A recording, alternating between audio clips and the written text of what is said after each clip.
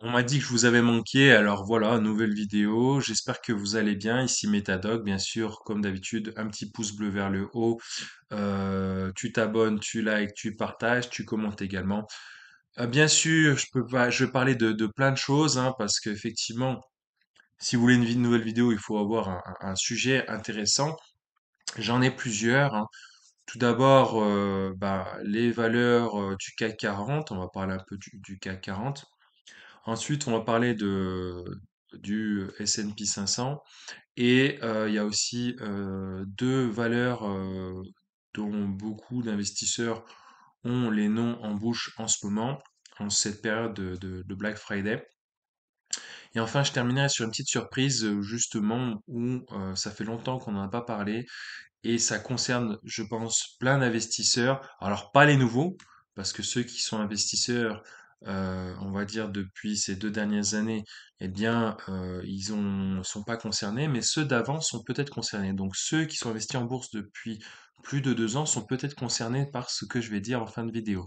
Comme la plupart des investisseurs qui ont investi dans les valeurs du CAC 40, eh bien, je suis dans le rouge, hein, en partie par mes moins-values encaissées sur Stellantis, hein. Je rappelle, Stellantis, j'ai pas besoin de vous montrer la courbe, hein. Stellantis, ça reste une saucisse, alors qu'elle a brillé par le passé. C'est un peu pour moi le Kylian Mbappé de la bourse, hein, voilà, quand il était au PSG, il brillait, maintenant qu'il est au Real, il ne brille plus. Stellantis, quand c'était Kylian Mbappé au PSG, eh ben, elle brillait. Maintenant qu'il est au Real, elle ne brille plus. C'est à peu près kiff kiff bourrico. Et pourtant, c'est un très très bon joueur. Et ben là, Stellantis, c'est une très très belle société. Cependant, voilà, avec tous les problèmes récents en lien avec les stocks, le cash flow négatif, la réglementation européenne pour les véhicules électriques, et j'en passe, eh bien, elle est toujours autour des 12 euros. Romain Dobry parle d'une figure en épaule, tête, épaule, inversée, non, normale, comme moi là.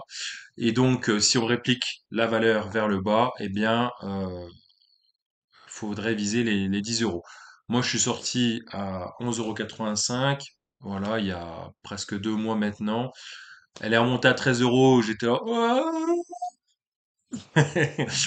en me disant que j'avais vendu au plus bas. Effectivement, j'ai vendu au plus bas, mais c'est pas grave, je suis soulagé.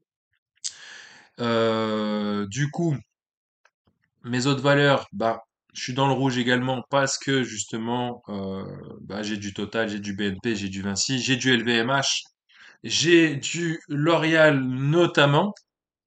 Heureusement de l'autre côté, j'ai des ETF axés sur le S&P 500 qui contrebalancent ces pertes avec des gains importants.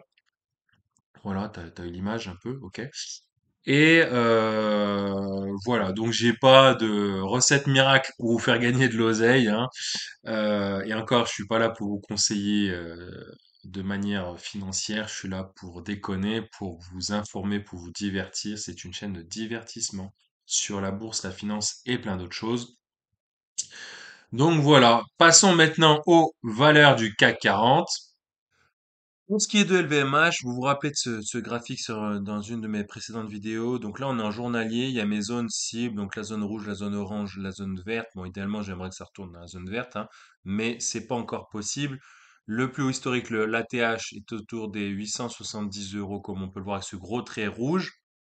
Et vous voyez, il y a mes diagonales baissières où justement au début, je me disais, chouette, on passe de ce couloir à celui-là. Et puis là, on se dit, bon, faut passer dans l'autre couloir en vue de avoir peut-être un retournement de tendance.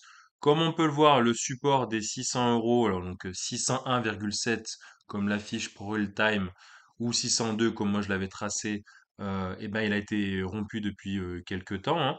Donc vous voyez là, c'est marrant parce que l'oblique que j'ai tracé, ben, vous voyez, le marché, il a l'air de l'avoir repéré. Pour le moment, on reste en dessous. C'est ouf, hein, quand même, hein. Et bien sûr, pour ceux que ça intéresse, parce qu'il y en a qui disent que LVMH est trop cher, il y a deux supports intéressants pour ceux qui ne sont pas encore entrés sur le titre. C'est 572,9, donc on va dire 573 euros, le plus bas dernièrement, sur les dernières séances journalières, et un autre autour de 524 euros. Bon, 524 euros, j'y crois pas bien. Mais bon, quand j'étais vers 600, je disais que ça allait rarement descendre en dessous. Mais en fait, si, c'est descendu en dessous. Bon, là, il y a quand même une baisse depuis le plus haut historique. Il y a quand même une baisse, grosso modo, de, voilà, comme vous pouvez le voir, moins 33%. Donc, entre le plus haut et le plus bas sur, grosso modo, ces 6 derniers mois. Donc, voilà, ça fait quand même pas mal. Pardon, c'est une belle correction.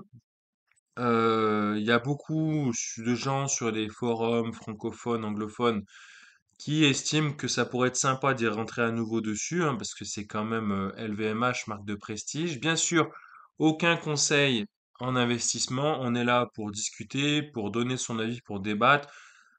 Vous pouvez donner également le vôtre en commentaire, comme d'habitude. Voilà. Et comme bien sûr aujourd'hui, c'est une journée fermée, les marchés américains sont en demi-séance aujourd'hui. Voilà ce qui explique pourquoi il y a pas beaucoup de volume en termes d'échanges sur la bourse de Paris, entre autres. Aujourd'hui, pour ce qui est de Air Liquide, une des valeurs phares du CAC 40, hein, la valeur bon père de famille dans la tête de plusieurs investisseurs, notamment français. Voilà, je vous disais que aux alentours des 160 euros, ça peut être un bon point d'entrée. Bon, on peut voir que voilà, elle a encore pas mal baissé. Elle est proche des 155 euros, 156 euros et 26 centimes actuellement. Romain Dobry dans Bourse Direct, oui, je cite ma source, il parle de double top et d'une cible éventuelle vers 152 euros, voire vers 159 euros, il me semble. Donc voilà, il se base sur le support, en gros, voilà, les supports dans ces zones-là. Il a peut-être pas tort, on peut retracer ici, hein, tout simplement, hein. Voilà, grosso modo là, vous voyez 150 euros. Donc oui, hein, ceux qui s'intéressent à Air Liquide, ouais, 150 euros, ça peut être pas mal. Et effectivement, au vu de la conjoncture française et européenne actuelle, pourquoi pas? Pourquoi pas?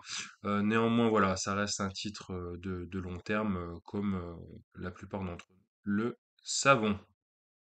Et en ce qui concerne BNP, bien sûr, on en a déjà parlé auparavant. C'est une valeur que j'aime bien. Vous voyez, voilà, elle aussi, voilà, à peu près de 10 euros à chaque fois entre, voilà, grosso modo, entre 58, 65, 58, 65, etc. Vous voyez, environ 12% de variation, environ 7 euros en général. Et puis bon, là, elle a cassé ce gros support à 57, 88 comme l'affiche Pro Real Time et donc du coup bah les gens visent le prochain, c'est-à-dire autour des 52 euros et 83 centimes. Ils ont pas tort, ça fera un bon rendement d'autour de 8,6%. Je rappelle qu'elle lâche un dividende de 4,60 €, d'où mon rendement de 8,6%. Si on rapporte 4,6 sur 52-53 euros à peu près, donc moi j'ai fait l'erreur ou pas, ça dépend du point de vue de chacun, d'être rentré, d'avoir renforcé ma position massivement à 57,95 €, donc à ce support, en pensant que ça allait repartir comme bah, les séances précédentes. Et en fait non. Néanmoins, je reste convaincu que c'est pas une valeur qui va passer sous les 50 euros. Euh, voilà, de par la solidité de la banque, de par ce dividende attractif pour la plupart d'entre nous et de par cette croissance haussière de long terme hein, qui est pas franche, mais voilà, c'est pas du Nvidia, mais vous voyez, depuis 2020, depuis la crise Covid, eh ben, elle a pris tout simplement de ses plus bas au ses plus hauts. Voilà, elle a pris 239% en 4 ans. Donc c'est normal qu'elle corrige un peu. Et je vous dis encore plus, elle lâche un bon dividende de l'ordre de 8%.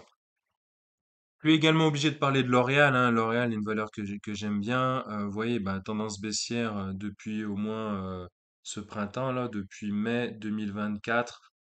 Tendance baissière franche. Il y en a qui parlaient de vague de Wolf. Donc effectivement, la cible de la vague de Wolf, elle a été atteinte. La vague de Wolf, grosso modo, c'est un W, un grand W. Et il y a une diagonale un peu comme ça, si vous voulez, grosso modo, qui passe comme ça. Et voilà, il prédisait bah, une cible proche de cette zone-là, comme on peut la voir ici. Là, je vous la montre. Voilà, c'était la zone finale, la vague de Wolf, qui était montrée par notamment Romain Dobry, analyse de Bourse Direct. Bon, on l'a atteint, elle a quand même baissé encore un peu. Ce qui m'intéresse surtout, c'est eh ben, sa tendance future. Mince, je peux plus enlever ça. Si. Voilà. Et en fait, voilà, prochain support, pour all time affiche 314. Je doute qu'elle y aille. Le prochain, ça serait 291. Je doute encore plus qu'elle y aille. Bon, on est quand même en dessous des valeurs, des moyennes mobiles 11 périodes et 34 périodes. Vous voyez, la prochaine résistance, c'est 374 euros. Voilà, toujours pas de signe de retournement de tendance. Ça colle avec l'ensemble du CAC 40. Bon, le but de cette vidéo, c'est pas de vous lister toutes les valeurs du CAC 40 et de faire l'analyse de toutes les valeurs. Néanmoins, quelques-unes que j'ai en portefeuille et qui sont assez populaires, donc je pense que vous apprécierez. Bien sûr, là, je parle de Total Energy, Total Energy, voilà, valeur de croissance long terme, tendance haussière de long terme. Puis vous voyez, j'avais mis des supports, comme on peut les voir, 47 euros, 50 euros et 52,65 euros. Le support à 55,43 euros exactement a été rompu. J'ai failli rentrer sur le titre à ce moment-là. Finalement, j'ai préféré rentrer sur BNP. Donc voilà, le prochain support est autour des 52,65 euros. Là, ça ferait un rendement proche de 5-6% à peu près, sachant qu'elle lâche un peu plus de 3 euros par an sous forme de dividendes trimestriels, donc de l'ordre de 79 centimes tous les trimestres. Voilà, pour ceux que ça intéresse, une rente trimestrielle, voilà, c'est idéalement de rentrer sur cette zone verte ici, voilà, entre ces trois supports, mais je doute qu'on passe en dessous des 52 euros. Voilà, encore une fois, il s'agit d'être patient en bourse et de, on va dire, dégainer au bon moment. Et bien sûr, comme je vous ai dit, c'est une valeur surtout connue pour être une valeur de rendement. Donc ne vous attendez pas à ce qu'elle réatteigne les 70 euros prochainement, hein. Donc ça va être sur du long terme. J'avais envie aussi de vous parler de Vinci parce que c'est une valeur que j'aime bien. Comme vous pouvez le voir, c'est une tendance haussière de long terme, hein. J'aime bien là, les diagonales, les obliques, parce qu'elles sont assez parlantes. Et j'avais tracé quelques-unes et en fait, vous voyez, mais elles tombent assez bien. J'ai l'impression que le marché aime bien se confronter à ces obliques. Vous pouvez le voir, voilà, si on prend ce point ici de 2020, donc avant la crise Covid, et ici, et ben en fait, on voit que après le marché tend péniblement à dépasser cet oblique supérieur, si je puis dire. Et pareil, si on prend l'oblique, euh, on réplique cet oblique en bas, ben on obtient celle-là. Et puis après, on duplique ces obliques au milieu comme je viens de le faire. Donc j'avais pris ces points-là, ceux-là et ceux-là. Bon, c'est discutable bien sûr. Néanmoins, voilà, vous voyez que c'est assez parlant, je trouve. Vous voyez que durant l'année 2020-2021, on était dans ce couloir et puis progressivement, on est passé dans celui-là, puis dans celui-là. Et là, j'ai l'impression que c'est pas mal parce que ça montre clairement un excès en fait, où la valeur pourrait être surévaluée par le marché ou surestimée en tout cas. Et donc voilà, après le marché nous rappelle alors tout simplement et on retourne dans le canal, on va dire, central, celui-là. Donc vous voyez, on retombe bien dans ce canal central que je vous montre ici, qui correspond à l'année 2021-2022. Et pour plusieurs valeurs, on retourne au plus bas, on retourne à des supports majeurs de 2022-2023. Et là, vous voyez le support majeur en journalier, il est de 97,18 €. On l'a légèrement franchi dernièrement. Aujourd'hui, où je vous parle, à l'heure où je vous parle, on est à 99,56 €. Donc on est en train de rebondir dessus, là, si on zoome. Voilà, moi j'avais toujours dit que autour de 100 euros c'était pas mal. J'ai un PRU à 106,60 € mais parce que j'ai renforcé à la hausse à un moment donné. Et bon, bah, ça a baissé par la suite, voilà, mais je suis investisseur long terme, vous le savez, donc je suis vraiment pas inquiet. Et voilà, donc après les points d'entrée, voilà, bah là, pour être vraiment au plus bas actuellement, ce serait autour des 97 euros. Il y en a même un qui a réussi à acheter Voilà, quelques-uns ont réussi à racheter à 96 euros et 26 centimes lors de la séance du 27 novembre, comme vous pouvez le voir. Bon, là, c'est un peu en lien avec la chance également, hein, parce que l'ordre peut ne pas passer. Et puis il y avait un petit un gap baissier qui a été comblé par la suite, comme on peut le voir. Là, il y a un trou de cotation. Donc, les générales, les gaps tendent à être comblés. Et puis voilà, moi j'avais créé une résistance à 100 euros, hein, 100 euros et 7 centimes.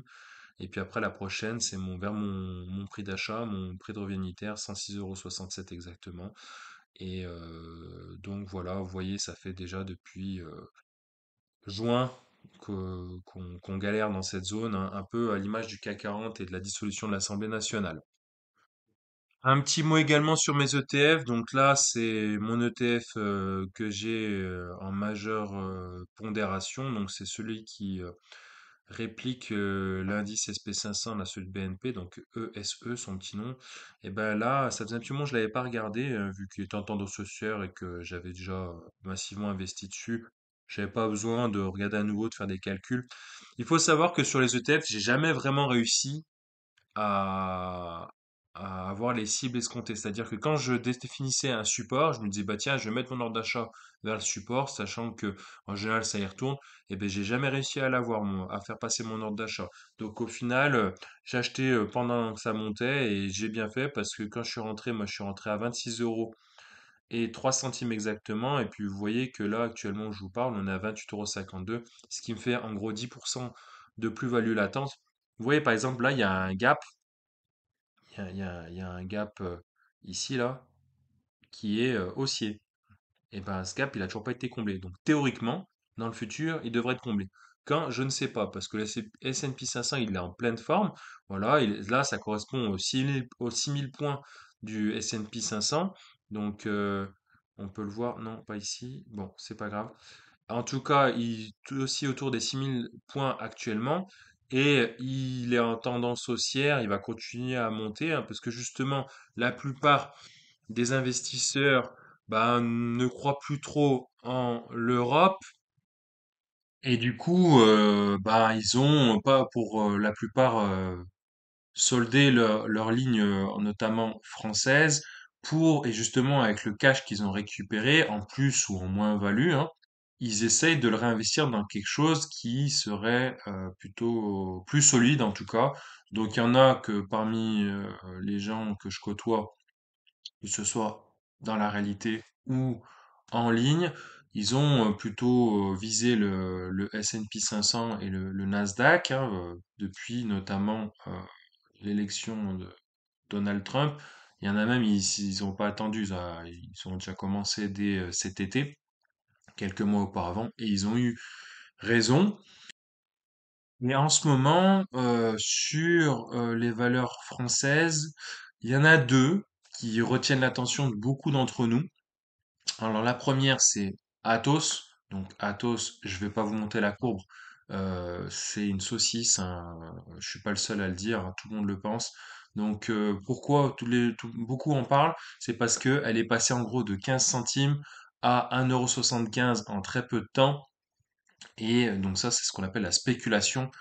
Et bah du coup, ça a fait bah 1000%, quoi, ça fait x10. Donc effectivement, une valeur qui fait x10, une valeur en plus française, c'est pas tous les jours qu'on voit ça. Donc faut pas avoir peur du FOMO. Donc le FOMO, c'est le Fear of Missing Out. Donc c'est la peur de passer à côté. Moi, voilà, je donne pas de conseils en investissement, mais en tout cas, restez très loin d'Atos. C'est une saucisse, à moins que vous soyez trader. Voilà. Et la deuxième valeur, là, par contre, on va regarder un peu parce que elle est intéressante et je connais des gens autour de moi qui ont mis un petit billet dessus. Il s'agit de Light On. Light On, c'est a priori un spécialiste de l'IA, donc l'intelligence artificielle français, et il est spécialisé dans l'IA d'entreprise. Et en fait, c'est une sorte de start-up qui s'est lancée en bourse, il me semble, ben, du coup, là, le 26 novembre, hein, comme on peut le voir sur ce graphique. Donc, vous voyez, il n'y a eu que 4 séances, hein, puisque nous sommes aujourd'hui le 29. Et en fait, si on regarde, on va dire heure par heure pour avoir même, on va arrêter toutes les 10 minutes, toutes les 5 minutes pour avoir plus de cotation. Et ben, vous voyez, en fait, voilà, elle était là. En gros, grosso modo, elle est sortie à autour des 10 euros. Elle a été cotée autour des 10 euros il y a quelques jours. Et puis, en fait, elle a pris, depuis son introduction au plus haut, elle a pris exactement, bah mince, on voit pas. Alors, attendez, tac. Voilà, 179%. Bien sûr, c'est énorme hein, pour une entrée en bourse, mais vous voyez, comme je vous disais pour Atos, quand ça monte très vite, ça peut redescendre aussi très vite. Et donc voilà, néanmoins, celui qui est rentré lors de son introduction à 10 euros, bah là actuellement elle cote 18,40 € À voir, hein. Il faut savoir que dans l'histoire, les titres qui sont introduits en bourse, généralement ils montent comme ça se passe, et ensuite ils descendent. Et ils descendent en dessous de leur valeur initiale. Donc, c'est-à-dire, ça peut passer en dessous des 10 euros. Voilà, donc prudence là-dessus. Et effectivement, après, oui, sur le long terme, eh ben, elle peut effectivement surperformer, hein. Mais je vous avoue que j'ai juste entendu, je ne suis pas encore plus penché dessus. Il y a des copains qui m'ont dit, ouais, tu mets pas une pièce là-dessus, viens, allez, viens avec nous. Faut pas suivre, faut pas investir dans ce qu'on connaît pas, hein, tout simplement.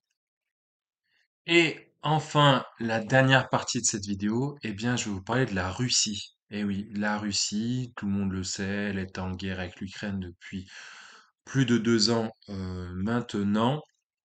Et justement, il y en a qui, avant cette guerre, étaient investis en Russie, à juste titre, puisque justement, si, quand je dis à juste titre, c'est sans parler des, euh, des convictions de chacun, hein.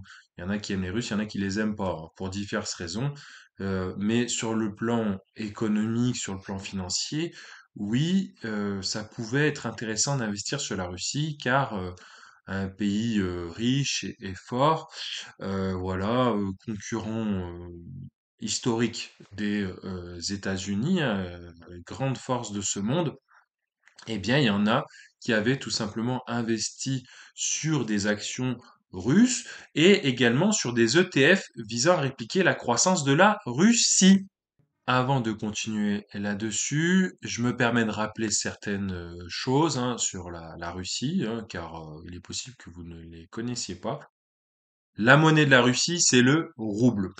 L'indice boursier de la Russie, de la bourse de Moscou, c'est l'indice MOEX, M-O-E-X. Pourquoi la Russie, bah, il fait pas bon d'investir en ce moment? Bah, tout simplement parce que quand elle a déclaré la guerre à l'Ukraine, quand elle s'est mise à attaquer l'Ukraine début 2022, eh bien, la plupart des pays, notamment européens, ont décidé des sanctions économiques à l'encontre de la Russie et donc ont gelé surtout certains avoirs, etc.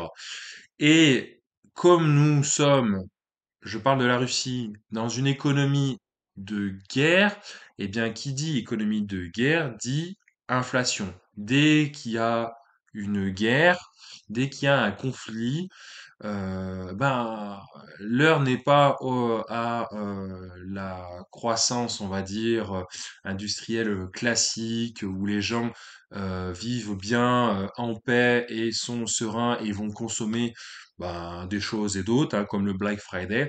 Eh bien là, l'économie va plutôt être centrée sur la guerre et donc sur l'armement. Et l'État va en faire sa priorité parce qu'elle est en guerre. Et donc ça, c'est la Russie, hein, la politique de la Russie telle que nous la connaissions depuis ces dernières années. Alors, petite parenthèse historique, la Russie et l'Ukraine, ça date pas d'il y a 2 ans, ça date d'il y a beaucoup plus longtemps avec la Crimée, ça date d'au moins 10 ans. Il y a plus ou moins la CIA qui s'en est mêlée avec les États-Unis, mais ça, les États-Unis se gardent bien de le dire à tous, hein, ils sont pas si euh, ils ont quelque chose à voir les États-Unis avec avec ce conflit, hein. Eux, ils disent, ils s'en mêlent pas, c'est votre problème, nous, on donnera plus de sous à l'Ukraine. Je parle des États-Unis, Trump, tout ça. Mais il faut pas oublier que la CIA voilà, elle a fait des missions secrètes par là-bas et elle n'est pas toute blanche non plus dans ce conflit.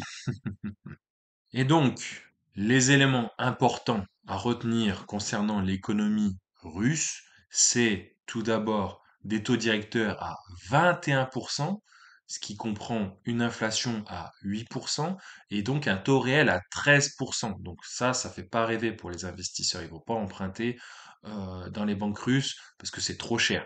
De plus, il y a les sanctions américaines sur la banque russe, Gazprom Bank. Et donc là aussi, les investisseurs étrangers, ils ont pas envie de mettre des thunes dans la Russie. Et enfin, je vous parlais des ETF justement qui répliquent l'indice boursier russe, et je vais vous en citer un. Il s'agit de l'ETF Lixor que je vais vous afficher ici. Donc, il se nomme Lixor PEA Russie, entre parenthèses MSCI Russia IMI Select GDR UCITS ETF Capi. Donc, c'est un ETF capitalisant. Et donc, justement, il cherche à appliquer l'indice MSCI Russia IMI Select GDR Net Total Return Index. Et comme vous pouvez le voir, la dernière valorisation, il y a un trait. Et là, en cours sur gestion, il y a un trait également. Et la performance depuis le début de l'année est de moins 96,28%. Bien sûr, il y a aussi les frais de gestion 0,65% et la petite distribution capitalisation, pardon. Pourquoi il y a un trait? Bah, tout simplement parce que ça a été gelé en fait. Il y a des gens qui avaient un ETF Lixor russe, là, celui-là par exemple, et le jour où la Russie a attaqué l'Ukraine, il y a eu une politique mondiale, quasi mondiale, où ils ont dit bah on va bloquer tous ces fonds-là. Donc du coup, ces actifs-là, ils sont gelés. Donc si vous avez un PEA avec ce type de valeur, bah normalement vous avez un trait, ou alors la valeur ne bouge plus. Je crois qu'il y a un trait en fait pour dire que voilà, on sait même plus combien ça cote. Donc, il y en a, je sais pas s'ils ont cherché à vendre. Je crois que c'est même pas possible. C'est gelé. On peut rien en faire puisqu'il y a aucun échange. Hein, c'est logique. Donc il est en pause. C'est comme s'il était en pause, mais une pause qui est amenée à disparaître. Je suis pas sûr que les gens puissent récupérer leurs billes. Bon, l'avenir nous le dira. Si vous avez cette ligne en commentaire, n'hésitez pas à nous le dire et nous faire partager votre expérience parce que c'est intéressant. Et vous voyez en bas de cet écran, de cette capture d'écran, il y a marqué la mise en liquidation de cet ETF a débuté le 15 février 2023. Vous pouvez consulter les détails de cette opération sur ce site dans la rubrique Mes documents. Voilà, donc maintenant la question c'est lorsque la guerre en Ukraine va se terminer, parce qu'il faudrait bien qu'elle se termine un jour, au moins de manière officielle, est-ce qu'il est-ce qu'il serait intéressant d'investir sur ce marché russe qui a bien souffert et voilà pour bénéficier d'une possible, on va dire, remontada comme au football. Eh bien, la réponse, j'en sais rien, c'est l'avenir qui nous le dira. Si vous avez un avis là-dessus, partagez-le. Si vous avez des actifs russes, dites-le nous en commentaire, hein, c'est intéressant. Et puis, voilà, c'est la fin de cette vidéo. Bien sûr, n'hésite pas à t'abonner, à liker, à partager, à dire en commentaire ce que tu en as pensé. Et puis, je te dis à plus pour de nouvelles aventures. Salut.